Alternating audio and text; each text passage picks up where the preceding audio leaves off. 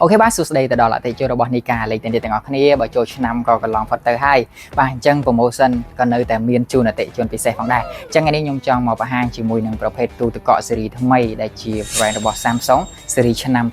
2025ដែលជាប្រភេទទូទឹកកកមួយដែលមើលទៅថាមានរូបរាងស្រស់ស្អាតខ្លាំងមែនទែនប្រភេទកញ្ចក់សុទ្ធតែម្ដង Easy Clean អញ្ចឹងពេលដែលបន្លែងងាយស្រួលសម្រាប់អតិថិជនរបស់គ្នាធ្វើការជូតលាងខ្លាំងមែនទែនដែលជាប្រភេទទូទឹកកកមួយដែលមានកម្ពស់រហូតដល់ 1.78 ក៏ដូចជាចំណុះរបស់វារហូតដល់635 លីត្របាទ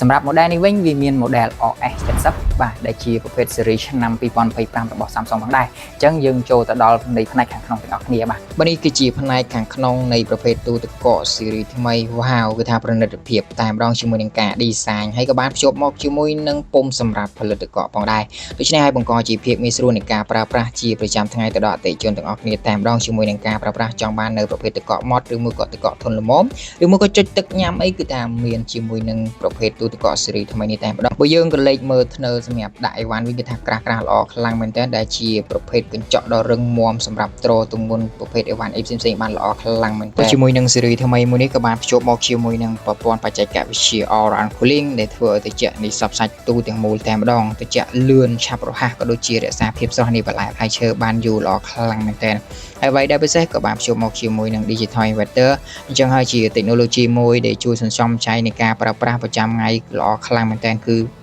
នៃការស៊ីភ្លើងគឺតិចខ្លាំងមែនទែនហើយក៏បានភ្ជាប់មកជាមួយនឹងប្រព័ន្ធកម្ចាត់ក្លិនក៏ដូចជា